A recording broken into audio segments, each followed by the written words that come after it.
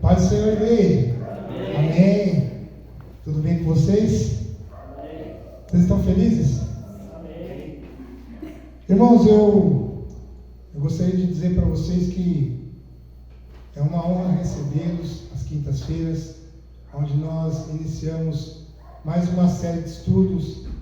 E eu sei que muitas pessoas decidiram estar em casa ao invés de vir e ouvir mais da palavra e aprender mais da palavra.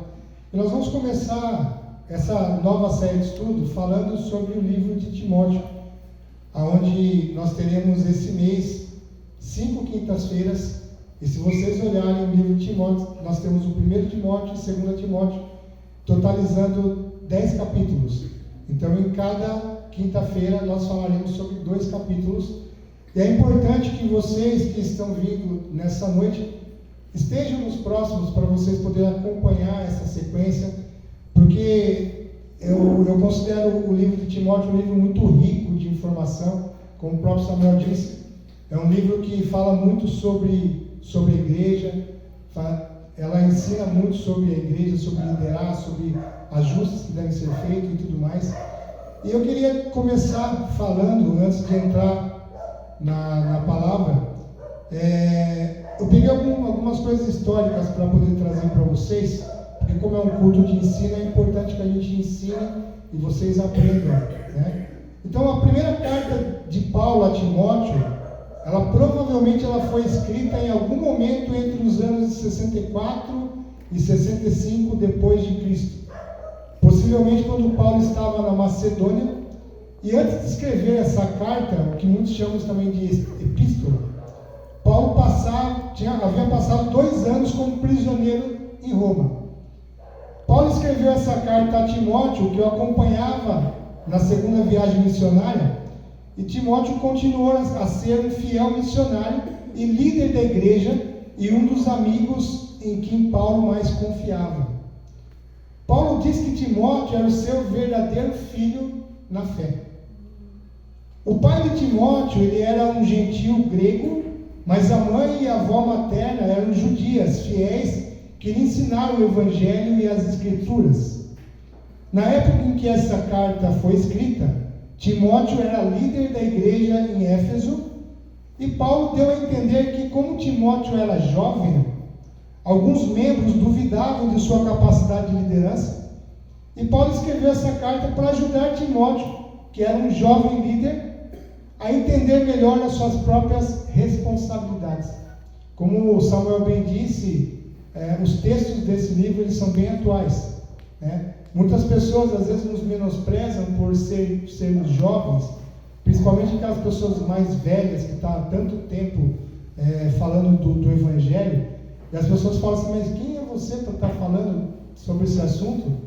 Um menino, é novo ainda, como você está à frente de algo, né? Então, esses eram os fatos históricos que eu aprendi, que quando a gente vai começar uma série, eu aprendi com Samuel, que quando a gente vai começar uma série, a gente tem que trazer um pouco de fato histórico também. Amém? Abra sua Bíblia em 1 Timóteo, capítulo 1, do versículo 1 em diante. Diz assim: Paulo, apóstolo de Cristo Jesus, por ordem de Deus, nosso Salvador, e de Cristo Jesus, a nossa esperança, a Timóteo, meu verdadeiro filho na fé, graça e misericórdia e paz da parte de Deus, Pai, e de Cristo Jesus, o nosso Senhor. Só um esclarecimento aqui que é interessante. Se vocês olharem as cartas de Paulo, sempre ele inicia falando graça e paz. Nesse aqui ele fala graça, misericórdia e paz.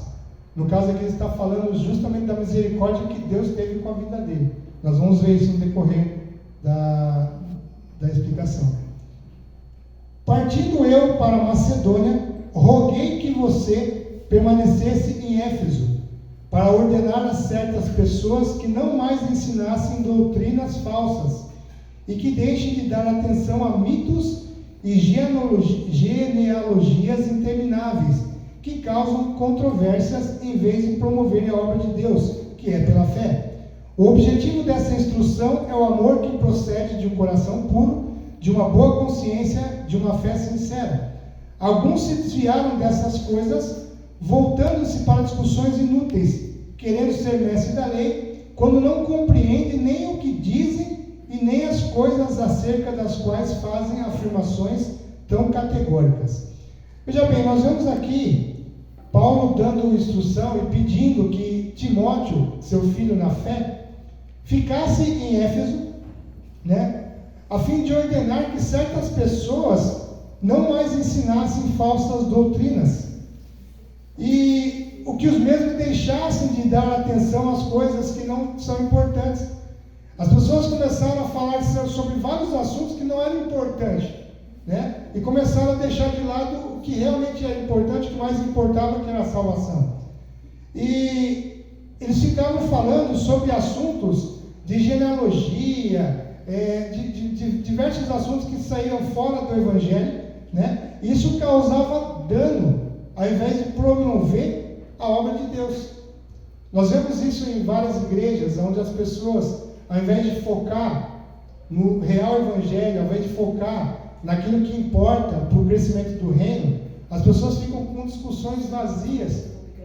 E essas discussões vazias, muitas vezes, elas fazem somente criar confusões dentro da igreja. Então elas mais atrapalham do que ajudam. E por isso que até o Samuel falou, é tão real, é tão atual, né? Aquilo que foi escrito lá atrás, hoje em dia nós vemos muito isso. Quem daqui costuma às vezes frequentar outras igrejas, vocês acabam muitas vezes percebendo as pessoas falando tantas besteiras, tanta coisa assim irrelevante. Sabe aqueles cultos que você assiste, você ouve durante 1h30 de pregação e você fala, nossa, eu podia ter resumido isso em 5 minutos, porque foi um monte de coisas vazias, falando sobre assuntos que não levam você a lugar nenhum, e o que realmente importa ficou de lado, né? Então Paulo está dizendo para Timóteo aqui, fique aí e ordene que as pessoas que estão falando coisas que fogem da sã doutrina passem a falar coisas reais, coisas que realmente vão edificar a igreja. Os falsos mestres, eles estavam usando partes da lei como argumento para os seus ensinamentos. Se vocês forem ler o livro de Gálatas, isso também acontecia lá, e eram chamados os judaizantes, né? Essas pessoas, eles falavam contra a salvação que Paulo cria e a salvação que nós cremos. Eles falavam sobre diversos assuntos baseados na lei, né? E isso muitas vezes atrapalhava as pessoas que estavam ouvindo da fé, né? Você acabou ouvindo muitas coisas sobre a fé, sobre a salvação, e aí vem pessoas e começam a deturpar isso, colocando algo que não provém do reino, não provém de Deus. A partir do versículo 8, diz assim: sabemos que a lei é boa, se alguém a usa de maneira adequada. Também sabemos que ela não é feita para os justos, mas para os transgressores e insubordinados, para os ímpios e pecadores, para os profanos e irreverentes, para os quais matam pai e mãe, para os homicidas, para os que praticam imoralidade sexual, os homossexuais, para os sequestradores, para os mentirosos e os que juram falsamente, e para todo aquele que se opõe à sã doutrina. Então observe que Paulo diz que a lei é boa se ela for utilizada de maneira adequada. Mas a lei não é para nós. Nós somos justos, nós estamos hoje debaixo da graça, não mais debaixo da lei, tá? Porque nós não somos mais pecadores. Uma coisa que eu costumo sempre dizer, que eu aprendi nessa igreja, que nós não somos mais praticantes do pecado. O fato de eu cometer um deslize não faz de mim mais um pecador. Tem um versículo da Bíblia que ela fala que quando nós ainda éramos pecadores, a graça nos alcançou. Quando nós ainda éramos, se nós éramos, significa que nós não somos mais, né? No caso, até a gente costuma dizer que se você pegar um pincel e pintar uma casa, se você não é um pintor, isso não vai fazer de você um pintor. Você pegar o microfone da mão e cantar, se você não é um cantor, isso não vai fazer de você um cantor. E se você comete um pecado, isso não vai fazer de você um pecador. Agora, quem vive da prática, aí é considerado pecador. Amém? Deu para entender? Então nós não somos mais pecadores, então nós estamos debaixo da graça, não debaixo da lei, né? A lei serve para os ímpios e para os pecadores, e nós somos justos. A lei é para aqueles que se opõem à sã doutrina. Eu queria pegar um gancho aqui numa explicação para vocês, porque nós vamos ter uma série de estudo futuramente, acho que daqui 2 meses mais ou menos, que vai falar sobre as doutrinas básicas, né? Que todo crente, toda pessoa que recebeu a Cristo, ela precisa conhecer essa doutrina básica, né? Então, como você vai dirigir um carro, você tem que ter uma noção básica de como trocar a marcha, de várias coisas. O conceito básico da coisa, você não precisa saber tudo, mas a base é necessária, tá? Então, em Hebreus 6, do 1 ao 2, diz assim: portanto, deixemos os ensinos elementares a respeito de Cristo e avancemos para a maturidade, sem lançar novamente o fundamento do arrependimento de atos que conduzem à morte, da fé em Deus, da instrução a respeito de batismo, da imposição de mãos, da ressurreição dos mortos e do juízo eterno. Esses são assuntos que nós podemos falar. São assuntos que são relevantes. Eu preciso conhecer sobre a imposição de mãos, eu preciso conhecer sobre o batismo, né? Eu preciso conhecer sobre a volta de Jesus. Esses são assuntos relevantes.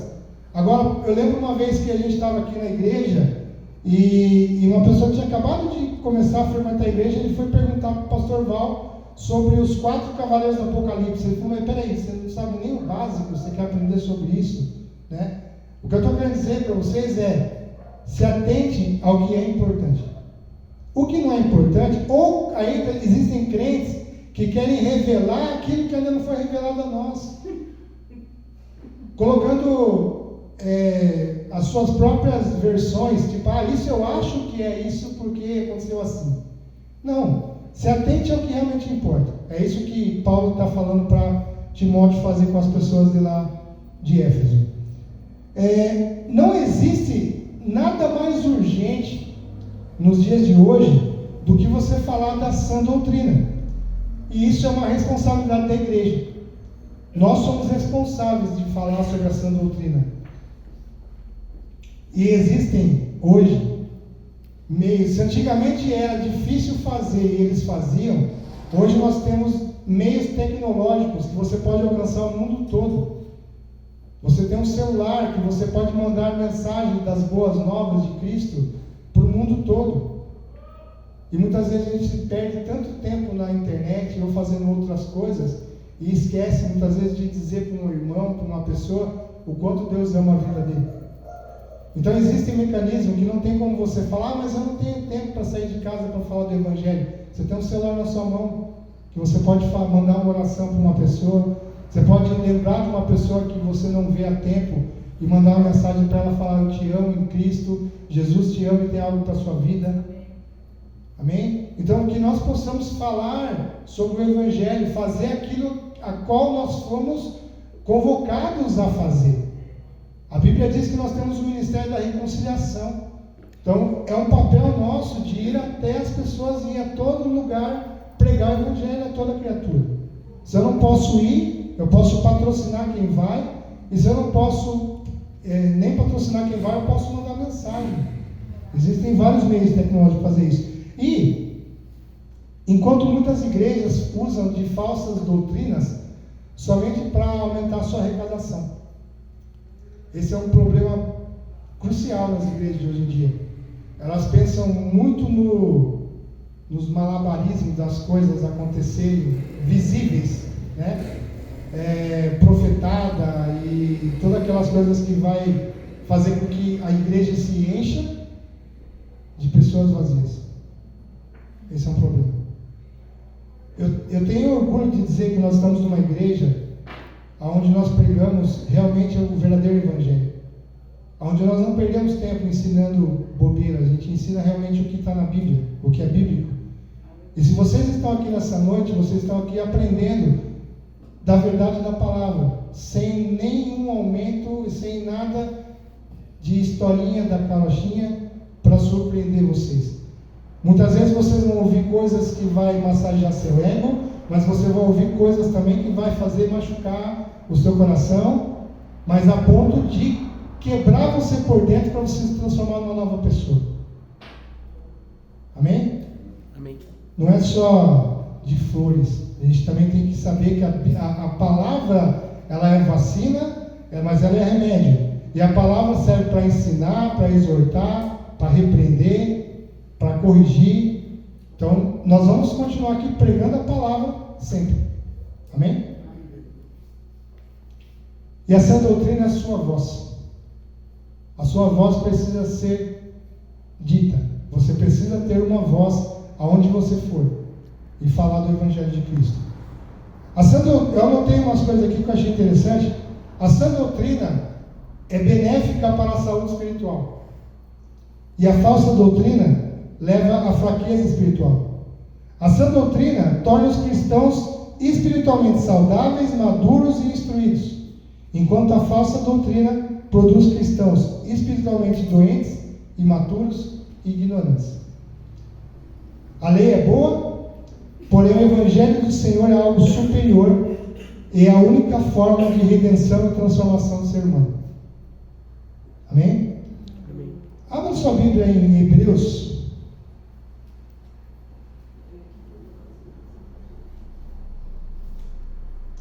Capítulo 2.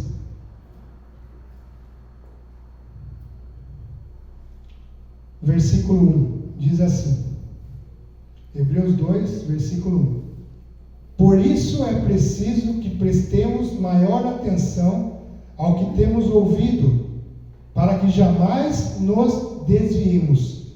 Porque se a mensagem transmitida por anjos provou a sua firmeza e toda transgressão e desobediência recebeu a devida punição, como escaparemos se negligenciarmos tão grande salvação? Essa salvação, primeiramente anunciada pelo Senhor, foi-nos confirmada pelos que a ouviram. Amém? Então, que nós ficamos bem atentos com os nossos ouvidos, para a gente poder ouvir com atenção e com clareza tudo que nós estamos recebendo. Faça como os bereanos. Quando vocês receberem uma instrução, uma palavra que vem da parte de Deus, consulte a palavra, consulte a Bíblia. Veja se aquilo que foi dito realmente está na palavra, se aquilo que realmente é de Deus ou não. Amém? 1 Timóteo 11, do 11 a 17.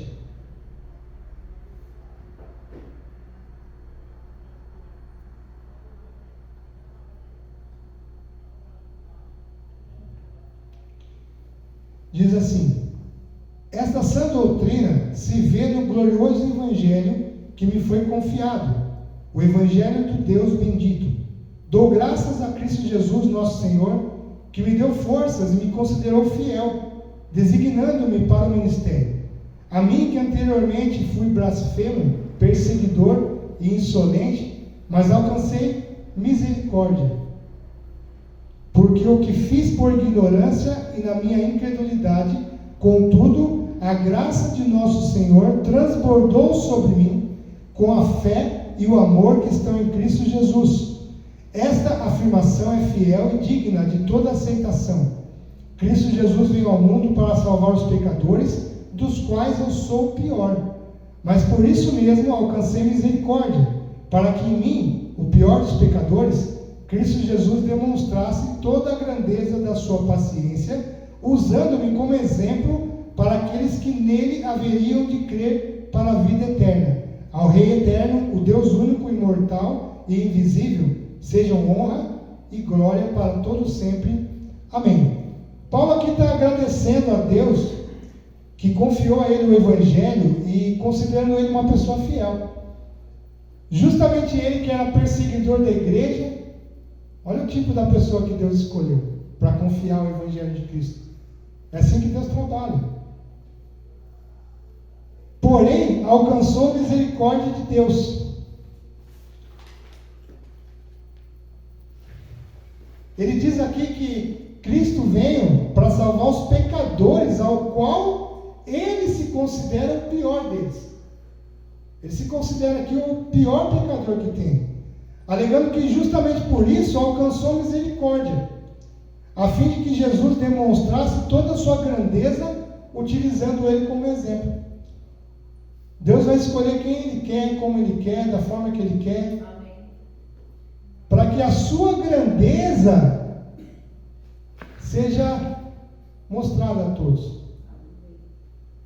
E no caso, toda a honra, toda a glória, todo o louvor tem que ser dado a Ele. Mas Paulo poderia se gloriar aqui, porque ele recebeu de Deus o Evangelho, ao qual foi confiado a ele recebeu o ministério, então ele podia muito bem chegar e falar assim: nossa, eu sou o cara. Realmente, nós podemos considerar ele como um cara, né? Mas ele diz que ele era o pior dos piores, o mais pecador, mas que Deus confiou a ele, e glórias a Deus por isso, porque alcançou misericórdia na vida dele. Amém? O versículo 18 e 20, até o 20 vai dizer assim: Timóteo, meu filho, dou a você essa instrução, segundo as profecias já proferidas a seu respeito, para que, seguindo-as, você combata o bom combate, mantendo a fé e a boa consciência que alguns rejeitaram, e por isso naufragaram na fé. Entre eles estão Himeneu e Alexandre, os quais entreguei a Satanás, para que aprendam a não blasfemar. Ele pede aqui que Timóteo siga as instruções que foi dado a ele, para que ele possa conseguir combater o bom combate, né? E mantendo sempre a fé e a boa consciência que alguns rejeitaram, e por isso naufragaram na fé. Vamos só reler o versículo 5. No versículo 5, diz assim: o objetivo dessa... Olha só, Paulo pediu para ele seguir as instruções. E no versículo 5 ele diz assim: o objetivo dessa instrução é o amor, que procede de um coração puro e de uma boa consciência. Então, se vocês olharem aqui no versículo 18, Timóteo, meu filho, dou a você essa instrução, segundo as profecias que foram proferidas a seu respeito, para que, seguindo, você combata o bom combate, mantendo a fé e a boa consciência. Ou seja, a fé, o amor procede de fé e boa consciência. É por isso que nós dizemos que as pessoas que estão apostatando da fé, ou seja, estão naufragando na fé, elas perderam o amor. E a Bíblia diz que o amor de muitos esfriaria. Ia chegar um tempo que o amor de muitos esfriaria. Então, quando a pessoa realmente ela perde o amor pela obra, ela perde o amor pelas coisas, ela deixa de ter fé sincera e boa consciência. Então, nós precisamos manter a nossa fé em Cristo Jesus e ter uma boa consciência. Nós precisamos trabalhar nossa mente. Nós precisamos absorver a palavra de Deus e ruminar essa palavra, e entender e reler novamente. Eu tenho que conhecer e prosseguir em conhecer, cada vez mais, e manter a minha fé inabalável. Quando o vento bater, você está lá firme e forte. Amém? E o amor procede disso. O amor procede da fé e dessa consciência. Em Mateus 7,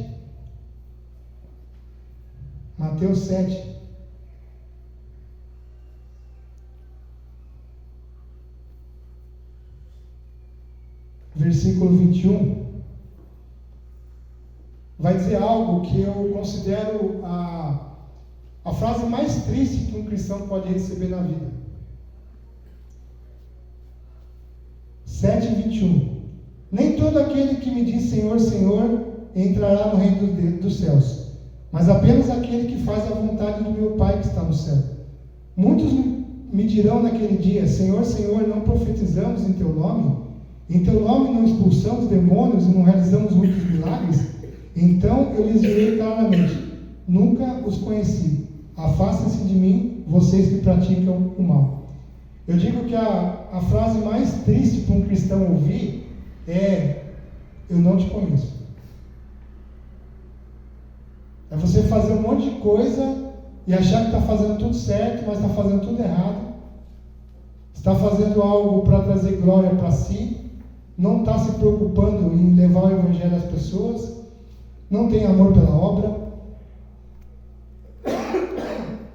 Vai chegar o dia que está muito próximo, que Jesus está voltando, e essas pessoas, elas vão achar que porque fizeram muitas coisas, vão poder entrar no reino.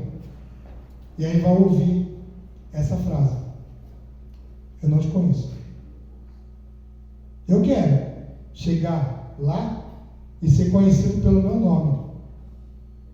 E eu creio que Deus vai chamar a gente pelo nosso nome, falar: vem para cá, entra aqui. Não pelas nossas obras, mas pela nossa fé em Cristo Jesus. Nós somos salvos pela fé para fazer as boas obras. Aí nós temos aqui no capítulo 2 de Timóteo, 1 Timóteo,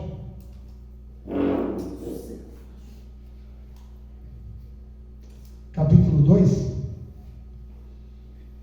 que diz assim: antes de tudo, recomendo que se façam súplicas, orações, intercessões e ações de graça por todos os homens, pelos reis e por todos os que exercem autoridade, para que tenhamos uma vida tranquila e pacífica, com toda a piedade e dignidade.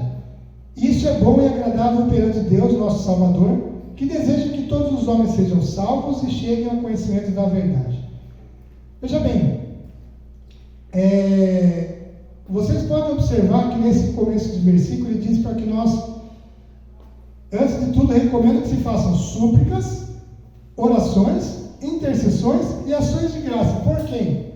Por todos os homens, pelos reis e por todos aqueles que exercem autoridade. Aí eu pergunto: vocês têm feito isso? Vou tomar uma água aqui.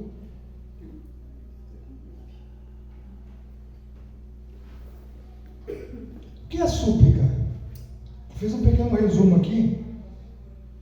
Súplica: pedidos específicos baseados em necessidades. Orações: palavras direcionadas a Deus. A oração é uma conversa com o Pai. É um diálogo entre você e Deus. Então, se você não ora, você não conversa com Deus. E aí não tem como você falar: mas Deus não fala comigo. Você está falando com Ele? Ah, mas Deus não fala comigo. Aí eu pergunto de novo: você está falando com Ele? Nós precisamos, a Bíblia diz que nós devemos orar sem cessar, em todo tempo. Intercessões é pedidos em favor de outras pessoas. É quando você se coloca na brecha por outra pessoa. E ações de graça seria um agradecimento por tudo que Deus já fez, né? Ele diz para orarmos pelas autoridades, independente se você gosta ou não do seu prefeito, do seu governador, do seu presidente, do seu pastor, independente se você gosta ou não, é nosso dever orarmos pelas autoridades. Para quê? Por que você precisa fazer tudo isso? Para que você tenha uma vida pacífica e tranquila. Quem daqui quer ter uma vida pacífica e tranquila? Amém. Amém. Então nós devemos fazer isso aqui. Orar pelas autoridades. Súplicas, orações, ação de graça. E por todos que exercem autoridade, para que tenhamos uma vida tranquila e pacífica, com toda piedade e dignidade. Amém? Isso é agradável a Deus. É o que Deus deseja que nós façamos. Porque o desejo de Deus é que todos sejam salvos. Jesus morreu por todos. Jesus morreu por toda a humanidade. E é o desejo de Deus que todos sejam salvos, mas não somente salvos, mas que cheguem ao pleno conhecimento da verdade. E para nós chegarmos ao pleno conhecimento da verdade, o que eu preciso fazer? assistir séries, maratonar séries da Netflix? Ficar ouvindo músicas mundanas? Perder tempo com conversa boba no Facebook, no Instagram? Não. Eu preciso ter tempo de oração, assistir pregações, vir nos cultos, ler a palavra, conversar com Deus, conhecer, prosseguir e conhecer. Quanto mais você fizer isso, quanto mais você se envolve com a palavra, quanto mais você se aprofunda na palavra, mais Deus se revela a você. Quando você está lá lendo a palavra de Deus, Deus vai estar falando com você. Deus fala com você através da palavra. E você fala com Deus através da oração. Entendam isso. Eu falo com Deus através da oração. E Deus fala comigo através da palavra. Amém?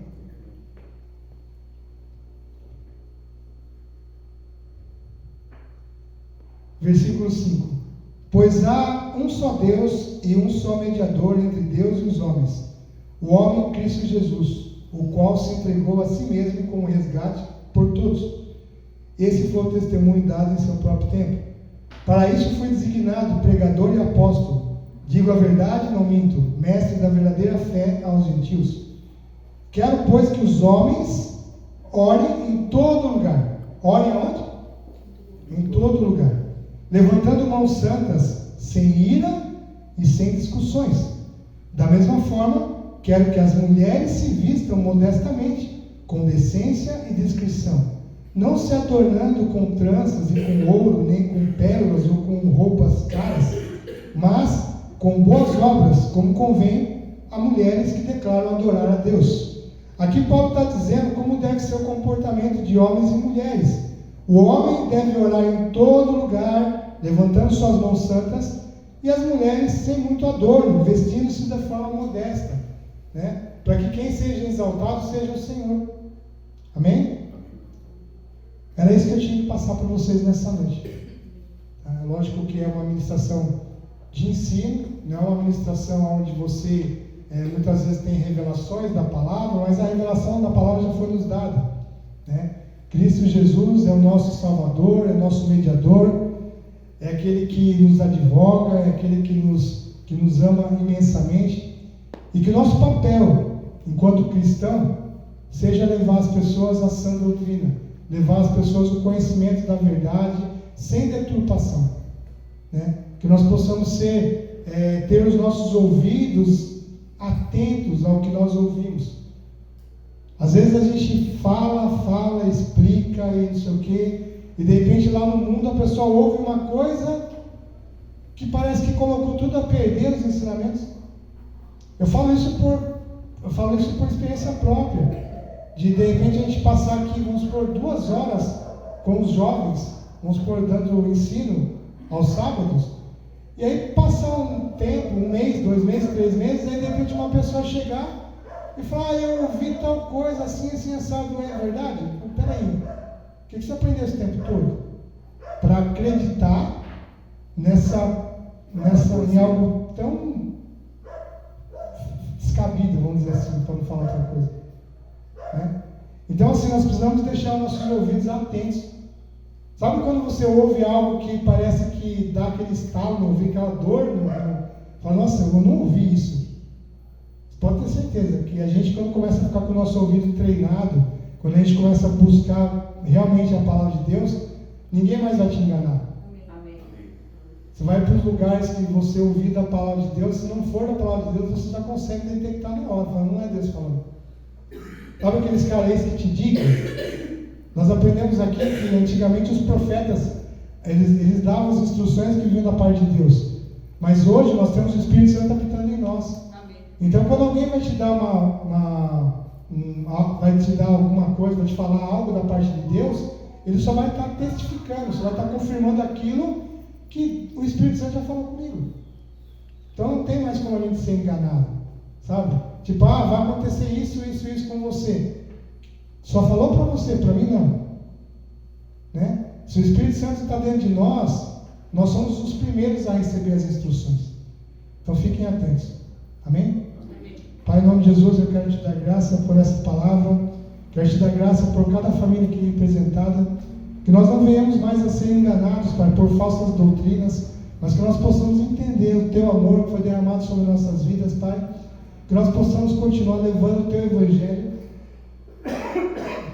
a toda criatura, Pai. Obrigado, Senhor, por essa